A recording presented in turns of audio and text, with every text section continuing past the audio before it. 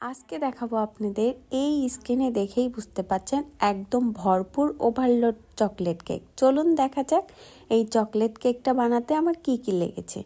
তো প্রথমে cake make করেছি, এটা আসলে সবাই কম বেশি পারেন আর আমিও এর আগে দেখিয়েছি, এজন্য নতুন করে আর দেখালাম না। মেন ডেকোরেশন হচ্ছে সুন্দর করে সাজানো গোছানো, এটাই কিন্তু মেন আকর্ষণ। তো দেখেই বুঝতে পারলেন আমি খুব সুন্দর করে স্লাইস করে কেটে নিলাম। এখন বোর্ডে একটু ক্রিম লাগিয়ে নিলাম যেন খুব সুন্দরভাবে সেট হয়ে যায়। আসলে কি বলবো, যারা ওভারলোড চকলেট পছন্দ করেন তাদের জন্য কিন্তু এই কেকটা একদম সুন্দর মতো। তো আমি আইসিং সুগার পানি দিয়েছি, কিন্তু এখানে সুগার সিরাপের পানি ছিল না, অনেক কিছু ছিল, বললাম ওভারলোড চকলেট। তো এখানে চকলেট গানাশ আমি খুব সুন্দর করে হচ্ছে মানে পোড়াটা ছড়াই দিলাম যেন কামড়ে কামড়ে আপনার অনেক মজাদার একটা চকলেট ফ্লেভার চলে আসবে। কারণ যারা চকলেট কেক পছন্দ করে তাদের এই ফ্লেভারটাই যেন মনে হয় যেন নেশার মতো আকৃষ্ট হয়, তাই না? তো যাই হোক, আমি কিন্তু ভ্যানিলা পছন্দ করি, বাট এটা একটা কাস্টমাইজ কেক ছিল, তার খুবই পছন্দ হচ্ছে আপনার ওভারলোড কেক। এটা আমার একটা পিকচার দেখিয়ে আমাকে বলল যে এরকম করে দিতে হবে। তো যাই হোক, নতুন নতুন কেক করতে কিন্তু নতুন নতুন ডিজাইনের কেক করতে বেশ ভালোই লাগে। যারা কেক মেক করে আমার মনে হয় তাদের এটা অনেক পছন্দ। তো যাই হোক, আমার কাছে বেশ ভালো লাগে নতুন নতুন কেকের হচ্ছে ডেকোরেশন করতে। তো এটাও একরকম নতুন অভিজ্ঞতা, নতুন ডেকোরেশন। তো আমি কিন্তু স্কিপ করে ফেলেছি, এইরকম দিতে দিতে ফুল মানে কাভার করে দিয়েছি। ওভারলোড মানেই ওভারলোড, আর কি দিয়ে ডেকোরেশন করছি সেটা তো দেখে আর কি বলবো, মানে একদম কামড়ে কামড়ে চকলেট। এটা কিন্তু আমি অনেক আগেই চকলেট আইসক্রিম বানিয়ে নিয়েছি, কারণ সেখানে দেওয়া ছিল স্ক্রিনের উপরে। আমি হচ্ছে মানে ওইটা যেই রেফারেন্স পিকচার ছিল সেখানে 2টা আইসক্রিম ছিল। তো এখানে আমি অনেক আগে থেকে এগুলা খুব সুন্দর করে রেডি করে রেখেছিলাম যেন ডেকোরেশন করার সময় কোনো ঝামেলা না হয়।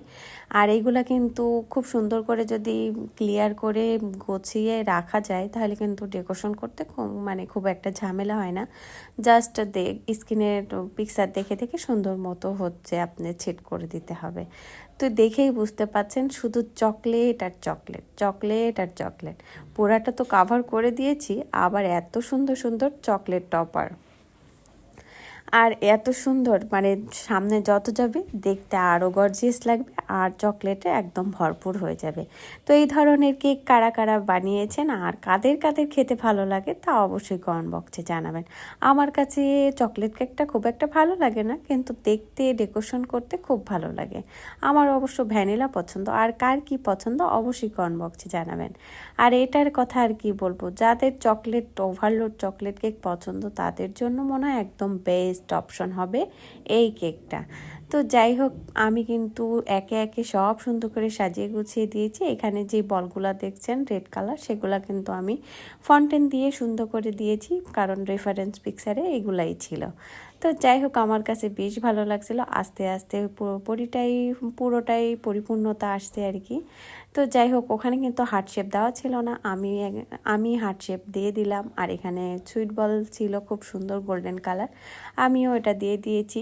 আমার কাছে মনে হচ্ছে সামনে যত যাবে তত সৌন্দর্য বেড়ে যাচ্ছে। আর দেখেই বুঝতে পাচ্ছেন শুধু চকলেট আর চকলেট। যার এই কেকটা সে শুধু উঠাবে আর খাবে, পরে কেক কাটবে, কি বলেন আপনারা?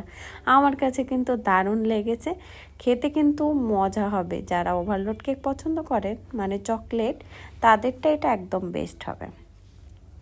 তো ডেকোরেশন করতে আমার কিন্তু খুব একটা খারাপ লাগে নাই, পরিশ্রমও হয় নাই। কারণ কি, এই টপার দিয়ে আপনার কেক ডেকোরেশন করতে কিন্তু খুব ভালো লাগে যদি রেডি থাকে তাহলে। তো যাই হোক, এখানে আমি একটু বর্ডার দিয়ে দিলাম। বর্ডারটা দেওয়ার পরে মনে হলো আর একটু সুন্দর লাগছে, কি বলেন আপনারা? আমার কাছে বেশ ভালোই লাগছিল। আর যার কেক তার ইনশাল্লাহ পছন্দ হবে। তো সাইডে আমি হচ্ছে গোল্ডেন সুগার পেপার দিয়ে দিয়েছি। এটা কিন্তু দেওয়ার পরে আর একটু গর্জিয়াস হয়ে গেছিলো। এটা কিন্তু রেফারেন্স পিকচারে ছিল না, তবুও আমি দিয়ে দিয়েছি। আর ফাইনাল লুক দেখেই বুঝতে পাচ্ছেন কতটা সুন্দর। তো যাই হোক, অনেক কথাই বলে ফেললাম। আর এই সুন্দর চকলেট কেকটা দেখতে কেমন হয়েছে তা অবশ্যই কমেন্ট বক্সে জানাবেন। আমার কাছে দারুণ লেগেছে, খেতেও ইনশাল্লাহ অনেক ভালো লাগবে। তো সবাই ভালো থাকবেন, সুস্থ থাকবেন, আল্লাহ হাফিজ।